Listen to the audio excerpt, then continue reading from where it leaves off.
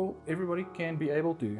Very nice Afrikaans there, Cobus. From formation to eventual death, you can make thousands of videos on stars alone. But today, I wanted to look at specifically the way stars breathe matter into existence, also known as hydrostatic equilibrium and stellar nucleosynthesis. Hydrostatic equilibrium and stellar nucleosynthesis might sound super intimidating. Here's Johnny! But it's actually kind of simple. While yes, stars truly are mind-blowing objects, I think we avoid learning about them because we think it's above our pay grade or whatever. But without them, pretty much nothing else could exist. They are the precursors to everything you know and love. I think most of us take them for granted, but definitely too few of us know how they actually work, and I think they deserve better than that. So I feel like making a short video to understand them a bit better is the least that I can do. Now, one of my motivations for starting this channel was to take scientific concepts and make them enjoyable to people who aren't physicists. These topics aren't just for the space nerds among us. I really think that everybody will, if you treat the subject right, be able to appreciate these concepts. But while I make it a point to research my videos as well as I can, I have to also try and pinpoint the line between scientific accuracy on the one hand, while still having it be palatable to the everyday person on the other. This is very much an introduction to why stars are awesome. We're not going to be looking into the exact inner workings of the proton-proton chain, the CNO cycle, or the alpha processes, so that hopefully by the end, people won't leave this video going, Shut up about the sun! Shut up about the sun! So with that out of the way, how do stars actually make stuff? Why did Carl Sagan say that we are all of us star stuff? So we are, all of us, solar powered. And what does this guy have to do with it? Today, we're diving into the hearts of stars. But first, a message from my sponsor. Well, of course I know him. He's me. These videos are hard to make. They're fun, but they're hard. That's what she said! If you enjoy the video, please press that like button and consider subscribing. Hey guys, and welcome back to another space video. My name is Cobus, and you're watching White Fox. Let's dive in.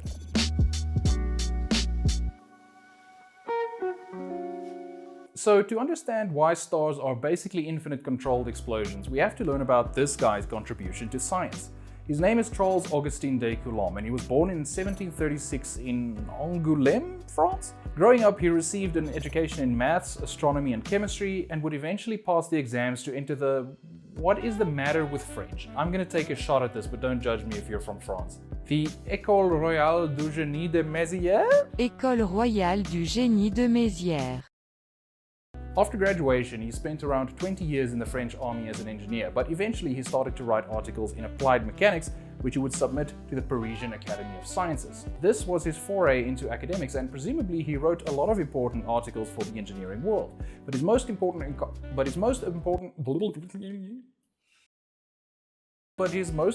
accomplishments are related to electromagnetism, specifically what would eventually be called Coulomb's law. Many consider this to be the starting point of the entire branch of electromagnetism, so needless to say, this guy's kind of a big deal. Coulomb's law basically tells us what you already know if you've ever tried to push the same polarities of two magnets together. There's something there that pushes it apart. The same thing happens with particles. The amount of energy needed for two same-charged particles to fuse together is known as Coulomb's barrier. The Coulomb barrier isn't easy to break through, but it can happen in extreme places like particle colliders or inside the cores of stars, basically anywhere with enough temperature or pressure. When the barrier is exceeded, the same charged particles undergo nuclear fusion, sticking together and releasing energy. But why does fusion release energy? Since the process results in a single, heavier nucleus, it has less mass than the two separate nuclei before it. That leftover mass is released as energy. This is the fundamental premise of fusion. If you had the ability to squeeze two atoms together, you could create an insane amount of energy. Energy that is constantly being generated inside of stars. And with great action comes great equal and opposite reaction. With all that energy being generated and escaping the star, it is constantly fighting the urge to blow off its outer layers. So the star is really always trying to expand into what we call a planetary nebula. Thanks to fusion pushing outward, the star's outer layers want to escape. But what's keeping it from infinitely expanding into the depths of space is gravity. As you already know, Earth and everything else in the solar system are attracted to each other. The more mass you have, the greater your gravitational attraction. Because the Sun is by far the most massive object in our solar system, we all revolve around it. The Sun contains 99.86% of the mass of our entire solar system. Luckily though, gravity gets weaker with distance. Now, Earth is at a distance of 150 million kilometers from the Sun, and we weigh nearly 6 septillion kilograms. That's 5,974 plus 21 zeros, and the Sun is the only reason that we don't fly off into deep space. So take a second to try and imagine the kind of gravitational forces going on inside the heart of our star. It is impossible for my brain to comprehend it.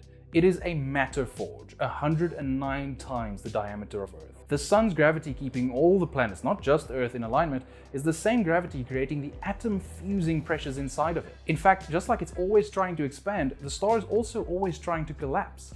The gravity of all of our Sun's mass, just like it's pulling on all of us, is also pulling itself inward, squeezing and compressing it into the densest object it can.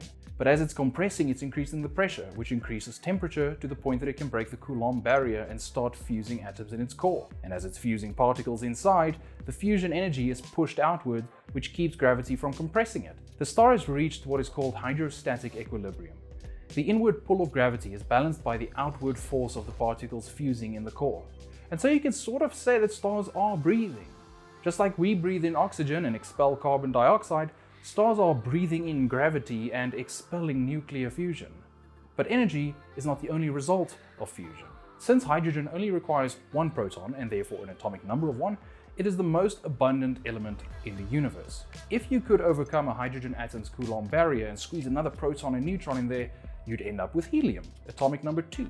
Now, even young stars, with the exception of brown dwarfs, meet the requirements to break hydrogen's Coulomb barrier. Through a series of transformations called either the proton-proton chain or the CNO cycle, depending on the star's mass, our star is steadily fusing hydrogen atoms into helium.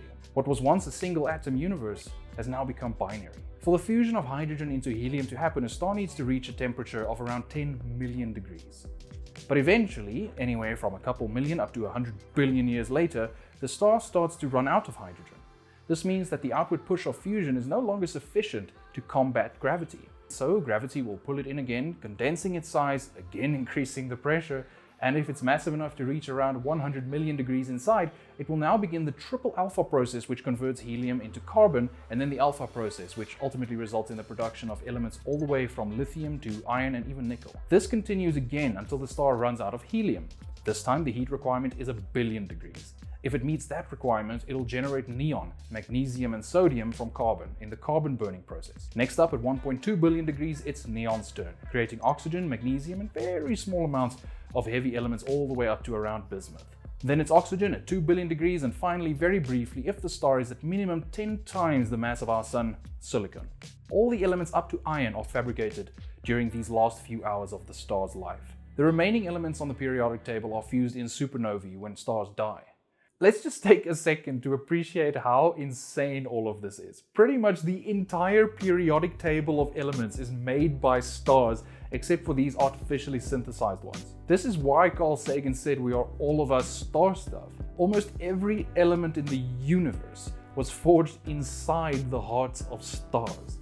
Now, when a star reaches this point, even the most massive stars will begin to run out of elements to fuel their fusion process. It ends up with a core of liquid iron, and it's super hard to fuse anything else in there. And as we now know, a star without enough fusion energy contributing to its outward pressure gradient will eventually collapse and implode.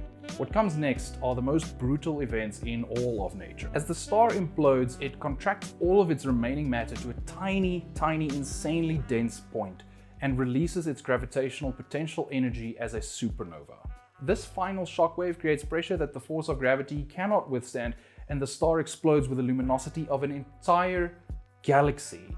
Alternatively though, if the star does have enough mass, the force of gravity pretty much overrides the remaining pressure and just keeps condensing and condensing and condensing to the point where even the electrons are squeezing into the protons, forming a star made of pure neutrons, a neutron star. Now, if the star was even more massive, somewhere between 20 and 60 solar masses, we don't know the exact number yet, it forms a black hole. The most terrifying and frankly unknowable objects in existence. It is at this point, this horizon, that everything we know about physics pretty much meets its maker. Beyond the event horizon, everything is almost complete conjecture. It is also at this point that I'm going to end the video because all of these things very much require their own efforts. So guys, thank you so much for watching. If you made it this far, you're indeed a very rare breed, and I can't thank you enough for hanging out with me. If you won't mind pressing that like button, and if you do subscribe, ring the bell. I only upload twice a month, so it's really not like I'm going to be spamming you with daily uploads. I can not only wholeheartedly recommend you to pick up and read, but this book taught me so many things about science and the universe in general, and in fact it inspired this whole video. Balance. That's all from me for now, so until next time, thanks so much for watching White Fox.